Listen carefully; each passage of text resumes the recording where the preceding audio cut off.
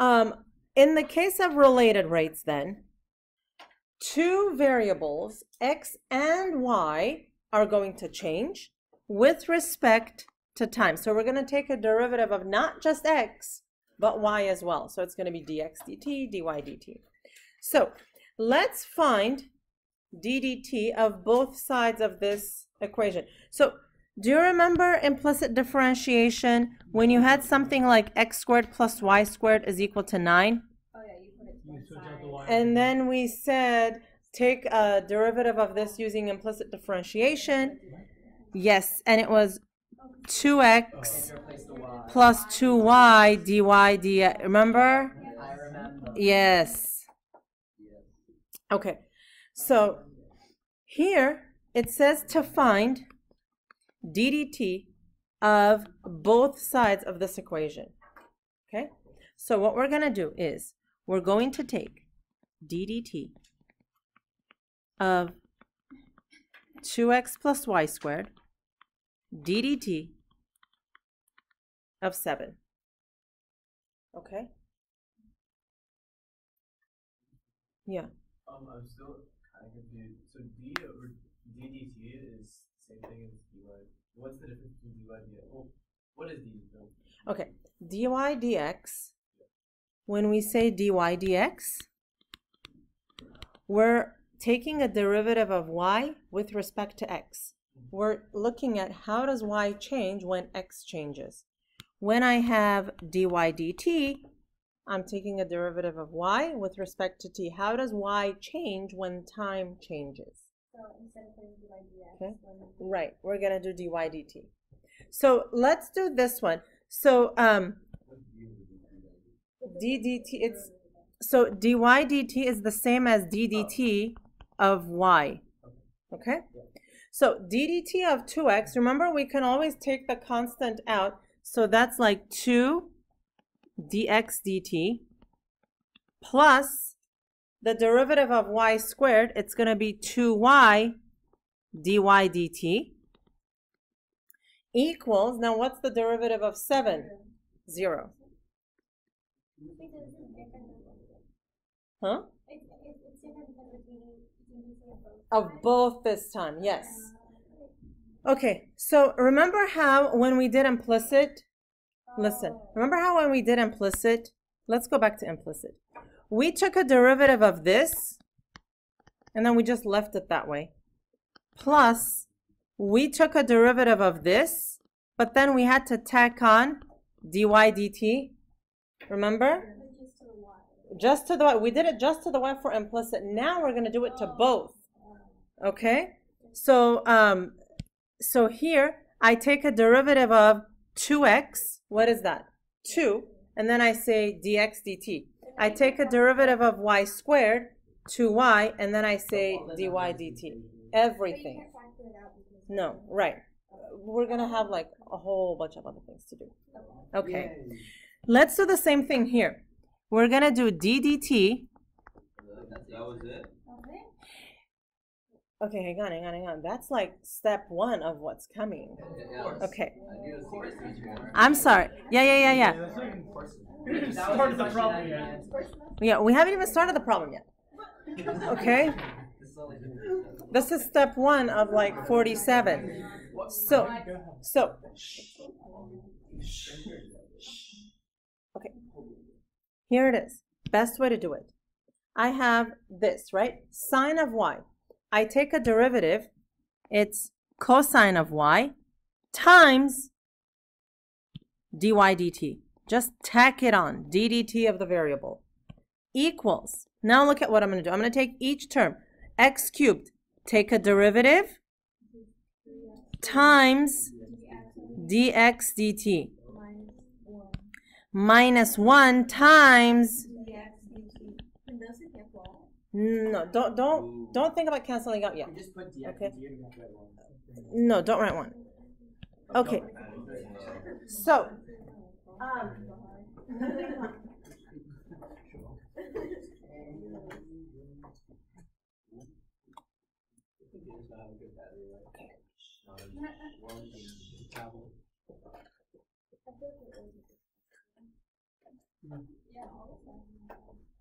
Okay.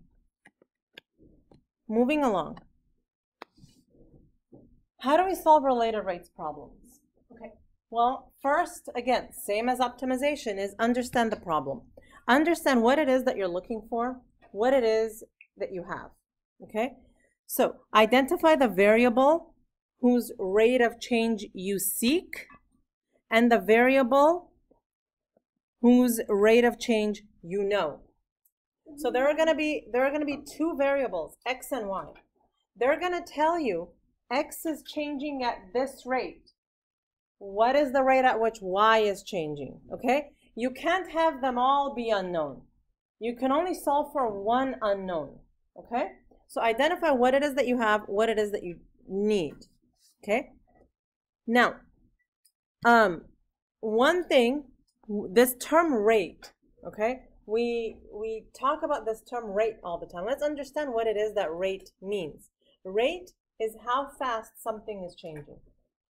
So if it's volume that is changing, the rate is going to be like centimeters per second. If it's speed, that's, if it's your position that's changing, it's going to be meters per second. So rate is whatever is changing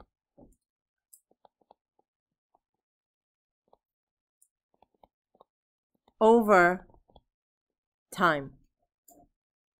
Okay? All right, next, develop a mathematical model of the problem. Okay, so a model could be pictures, okay, like this one, like the box we kept doing. Here, this is important.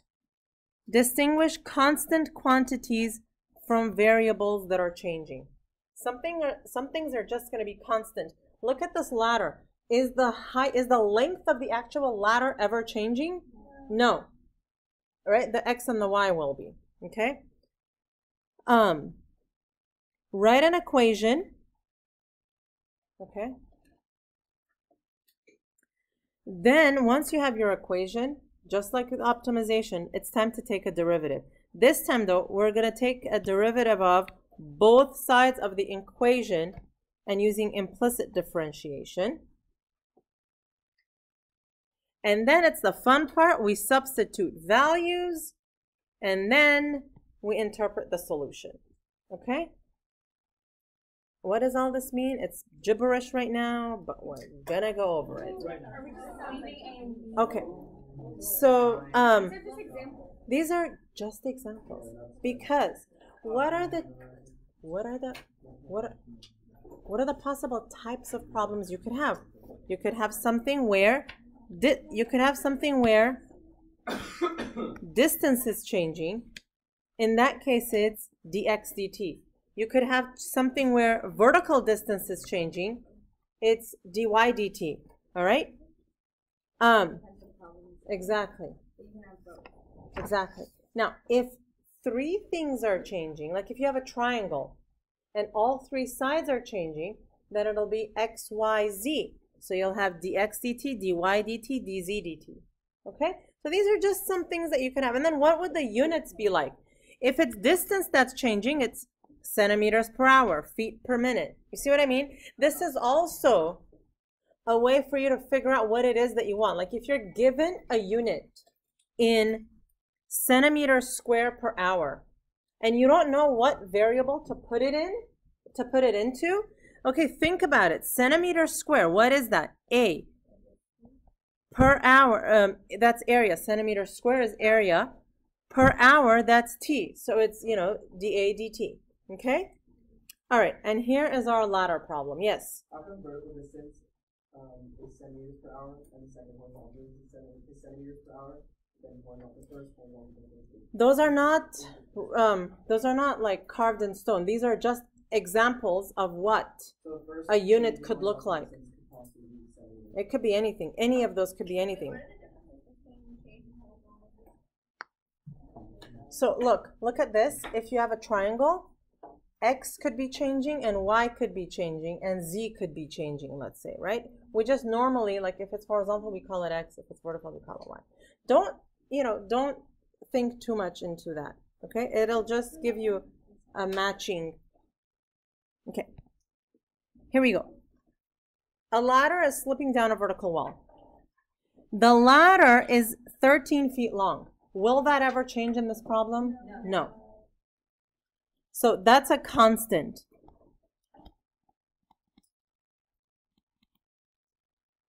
And the top of it is slipping at the constant rate of 2 feet per second. At what rate is the base of the ladder slipping away from the wall when the base is 6 feet from the wall? Okay. So now, okay, yes. So, do you have to set up like two equations of what we did before? No. Okay, so here's what's happening. I have x and I have y.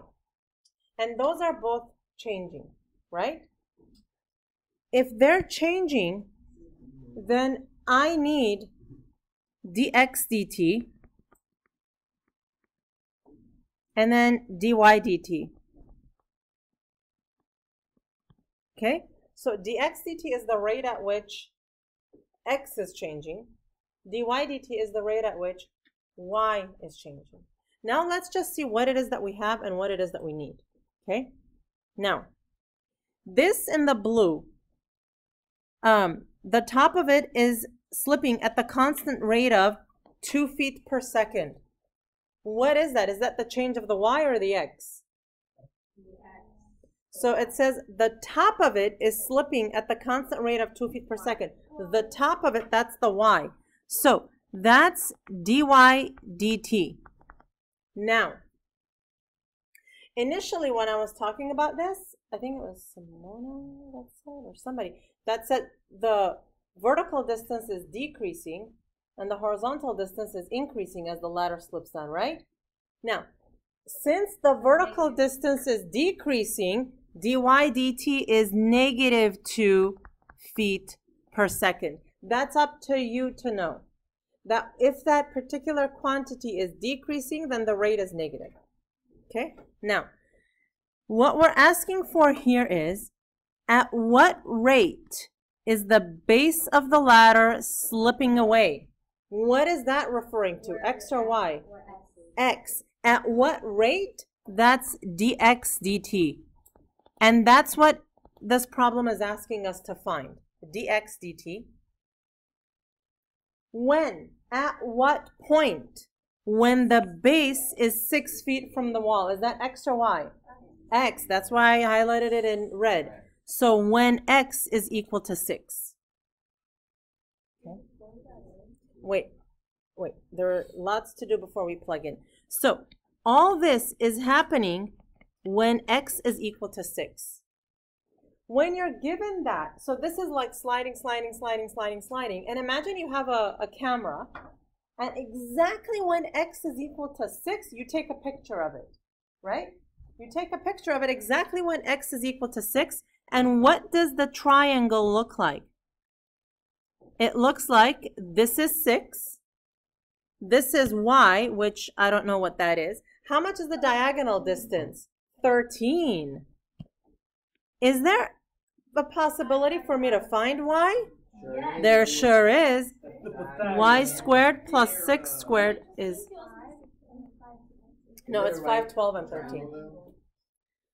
So, what is that going to be? Y squared plus 36 is equal to 169. Y is equal to root 133. Okay? Now, so that's that. I found that one. Now, how can I relate x, y, and z to each other? Well, Pythagorean formula. Okay? So, let's write that one. X squared plus y squared is equal to z squared. So this is, to do this, we have to find a way all three are related. Usually, it's going to be some formula from geometry. Okay? Let me tell you. The Pythagorean theorem makes many appearances in related rates problems. A ladder sliding down the wall is always going to be a Pythagorean theorem. Okay? So, now, okay, we're going to take a derivative of all this. Okay. Now, do we know what is z? Is z ever changing? No. So how about, instead of complicating our life, why don't I just say that's 13 squared? Because it's never going to change. So now taking a derivative will be easier. Okay? So now, can I take a derivative here? Okay, it's going to be 2x dx dt plus 2y dy dt equals 0. Because it's the derivative of 13. The derivative of 13 is 0, huh? Doesn't matter. Okay. So now you put in everything that you have. All right? 2 times, how much is x? 6. Dx dt is what I'm looking for. Plus 2 times, how much is y? Dy dt? What is that? Negative 2 equals 0. You see that? Now, okay, let's stop here for a minute. Let's stop here for a minute. Eventually, which is where we are now, you're going to be left with one unknown. If in this step you have dx dt plus y, then you can't solve for it. If you only have one equation, you can only solve one unknown. All right? If you want to solve for 2 unknowns, you need 2 equations. So here we go. You're only going to have one thing remaining here, and guess what? It's going to be the one with the question mark up here. Okay? This stuff here, you're going to have it written down every single time. A lot of times, students think they could just start with the problem. We're generally not in the habit of writing down the given and what we need. This is where it makes so much sense. Like even now, me, Mrs. Malikian, after having taught my DB calculus for all that time, if I were to solve one of these problems, I would write down, okay, I'm looking for dx dt. Okay, write them down. Okay, so we can solve this now, right? Yeah. So this is going to be 12 dx dt. Ooh, look at you. Plus. Well, but we put it to the other side.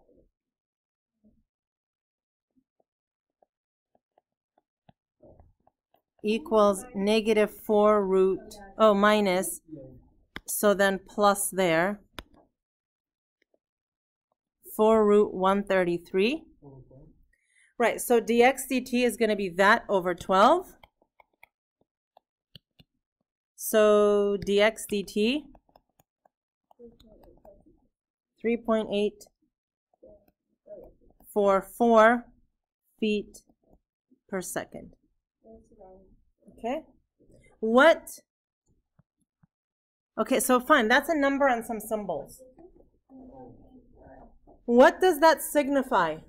That x is moving at a rate of So, the rate, exactly. X is moving at a rate of 3.844 feet per second. Now, we got a positive value for that answer. Should we have gotten a positive value? Does that make sense?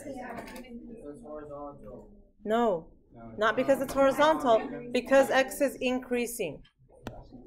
Wait, how is X increasing? You said that it was decreasing.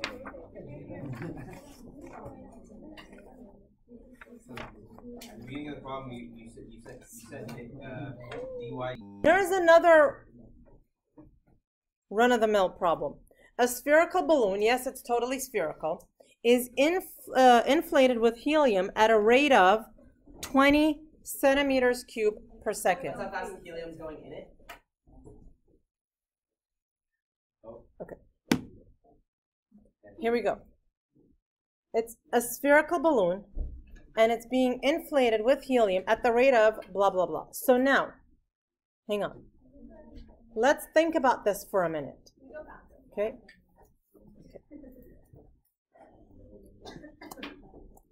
Okay. Okay. Let's think about this for a minute. I'm given 20 centimeters cubed per second. Okay? 20 centimeters cubed per second. So if I'm confused, what does 20 centimeters cubed represent? Is this the rate of the helium going in? Is this the rate of you filling it up? What is this? Look at the units. The units are centimeters cubed. What would that be the unit of? Distance, area, volume. Over, what about seconds? Time. So if it's volume over time, that means it's the rate of change of volume. This then is dV dt. All right? And again, this is how you're going to figure this out. It's called dimensional analysis, unit analysis. Even the professionals, when they don't know if, what stands for what, they go into units. Okay? Now, these are given to you, the formulas are given to you here. We're dealing with volume, so that's the formula that we're going to use. It's the volume of a sphere, right? 4/3 pi r cubed. Okay. The question we're being asked is, how fast is the radius increasing when the radius is 4? So let's try to see what each of those means. The radius is 4, that's easy. That means r is 6. How fast is the radius increasing? That's dr dt. So that's what I want. 4, sorry. It was 6, yes, in the last problem. Okay. All right. So dr dt is what I need. Now, I'm given volume. I'm looking for, radius, dr dt. So who are the players of this game? The players of this game are volume and radius. And what's the formula where volume and radius are related? Well, that volume formula. Okay? So that's what I said. Remember how here I said, find a way, all three are related? Find a way where all your players are related, a formula where they're all related. Again, it's going to be something from geometry, like this one. V equals 4/3 pi r cubed. Once you do that, take a derivative. d dt. Okay? So, I'm going to take a derivative of the first one. The derivative of v is 1 times dv dt is equal to 4/3 pi. Okay, the derivative of r cubed is what? 3r squared dr dt. Yeah. Why wouldn't you just take the derivative of you wouldn't take the Because both variables are changing, so we have to take a derivative using implicit differentiation. Just like we did here. Yeah. So I get that we're trying to find the rate of the radius. But if we have the radius, we don't plug in r. You plug in r after you take a derivative. Because if you plug it in first, everything will be 0. Okay, so 3 and 3 go away. So dv dt is 4 pi r squared dr dt. Okay, so now let's go up here. Do I have dv dt? I do. It's 20 equals 4 pi. Do I have r? It's 4 squared dr dt. Okay, again. Okay, we're now in like math heaven because we've only got one unknown in this equation. Okay, which is the same unknown that we were looking for. Okay. All right, so 20 is equal to all that mess, right? So 16 times 4 pi dr dt. I don't do more math than I have to because I'm just gonna plug it in and get a decimal, right? So I'm gonna use my calculator. Dr dt is equal to 20 over 16 times 4 times pi, and that's equal to 0.99. I got 0.099. Oh, 0.099, yes. I read wrong. Okay, so Maybe 0.099. 0.099. Now, let's think about this for a minute. dr dt is supposedly this value. That means r is increasing at a rate of 0.099. What would be my units? Centimeters. Is radius centimeters cubed? Just centimeters per second. Let's think about this though. Is the balloon inflating or deflating? Inflating. So should the radius be getting bigger or smaller? Bigger. Should r be positive or negative? Positive. We got positive, so we're good, at least on that end. Okay? Now, how fast is the surface area increasing when the radius is 4? For this, we need the formula for surface area. Okay? All right, try it by yourselves. I'm going to take a derivative of s, and it's going to be, the derivative of s is 1 times ds dt. The derivative of, so then I have 4 pi. The derivative of r squared is 2r dr dt. You have no idea how much fun I'm having right now, by the way. So ds dt, what I'm looking for, equals, so all this is 8 pi. What's r? R is 4. Dr dt, I just found it in the step above.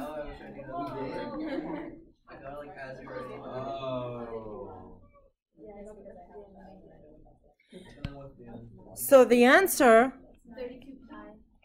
is 32 pi times that. So 9.95. Oh, really? Because I see it. That's a 5 in So in Canadian. Would it be centimeters? equally as a, okay, so there are 3 parts to expressing your answer. 1 is the number itself. 2 is the unit. 3 is interpreting your answer. So this is, yeah, this is just symbols, and then we're gonna say what? Yes. Why can't you put in 0.099 to begin with? Like, what does that symbolize? dr dt, it's dr dt.